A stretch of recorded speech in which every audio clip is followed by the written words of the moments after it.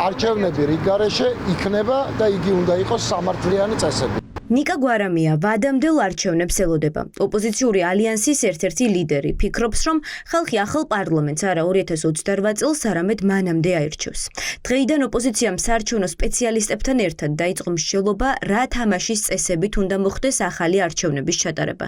გვარამია ფიქრობს, რომ ამ პროცესში არა მხოლოდ ალიანსი, არამედ სხვა პარტიებიც უნდა ჩაერთონ. საქართველოში სამართლიანი არჩევნების ჩატარება შესაძლებელია. ამისი ნება უნდა არსებობდეს და თუ ამისი ნება არ აქვს ვინმეს ხელისუფლებას ამ შემთხვევაში და ნამდვილად არ აქვს, ის უნდა ვაიძულოთ, რომ ასეთი ნება ჰქონდეს. ხო, ყველას თუ ვინმე სიტყვა მოწოდება არ მოწონს.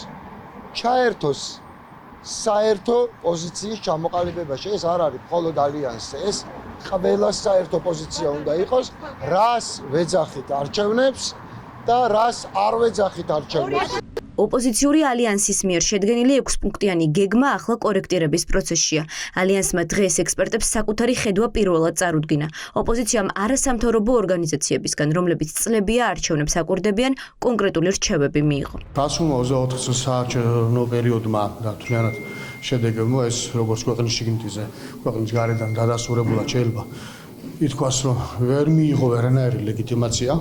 შესაბამისად, ოპოზიციური ალიანსის მიზანი არის ჩვენთვის ახლა, რომ ჩვენ გვქონდეს კონკრეტული გეგმა, ხედვა, თუ როგორი არჩევნები უნდა ჩატარდეს ქვეყანაში, რადგანაც მან მიიღოს მოსახლეობის პირველ რიგში ქართული ამორჩევლის სრული ლეგიტიმაცია. ემიგრანტებისთვის წართმეული ხმის უფლების დაბრუნება და ცვლილებები ცესკოს ფორმირებაში. ესაა ორი ძირითადი პუნქტი, რომელსაც ოპოზიციური ალიანსის დოკუმენტში ვიხილავთ. კალანდარიშვილს ალიანსის ნდობა არ აქვს. 9 პოლიტიკური პარტია ფიქრობს, რომ ცესკო, რომელმაც ნდობა დაკარგა, თავიდან ახალი წესებით უნდა დაკომპლექტდეს. არჩევნები, რომელსაც ვითხოვთ, ხელახარ არჩევნებს, ეს უნდა იყოს დაფუძნებული იმ პრინციპებზე, რომელიც გააუმჯობესებს საარჩევნო გარემოს, მათ შორის ამ ერთ-ერთი წინაპირობა გახლავთ, რა თქმა უნდა, პოლიტიკური პატიმრების განთავისუფლება და შემდეგ იქნება ის მოთხოვნები, რაც გვაქვს გაჟღერებული. 6 ძირითადი პუნქტისგან შედგება, რა თქმა უნდა, მათ შორის არის ცესკოს დაკომპლექტება, რა თქმა უნდა, არის ემიგრანტებისთვის ხმის მიცემის დაბრუნება.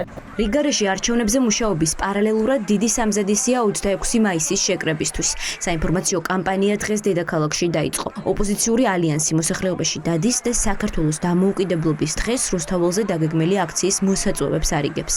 26 მაისი თავისთავად ისტორიული დღე არის საქართველოს დამოუკიდებლობის დღე და თავისთავად ისეთი თარიღია, რომ მაგის გამოც უნდა გამოდიოდეთ, თუმცა ამჯერად ძალიან დიდი ხანია თბილისში მრავალრიცხოვანი აქცია არ გამართულა, ამიტომ მრავალრიცხოვანი აქციის ჩატარებას აქვს ჩვენს ძალიან დიდი მნიშვნელობა. მნიშვნელოვანია, რომ პატრიოტებმა რომელიც ციხეში არიან დაინახო, რომ ეს ბრაზი და ცვლილების სურვილი არსად არ წასულა, არც პროტესტი არსად არ წასულა, მნიშვნელოვანია ჩვენ მეგობრებმა დასავლეთში დაინახონ, რომ აქ ადამიანები ისე იბრძვიან თავისუფლებისთვის და არსად არ გაქრალა ეს პროტესტი და არ მოხტარა ეს მუხტი და მნიშვნელოვანია ჩვენთვისაც დავინახოთ ერთმანეთი, რომ ჩვენ ბევრი ვართ, სინამდვილეში ჩვენ ვართ უმრავლესობა. საარჩევნო პროცესში შესატანი ცვლილებების დოკუმენტს მოსახლეობა უახლოეს კვირებში ეხილავს. ოპოზიციური ალიანსი დოკუმენტზე მუშაობას დაინტერესებულ ჯგუფებთან შეხვედრებით გააგრძელებს.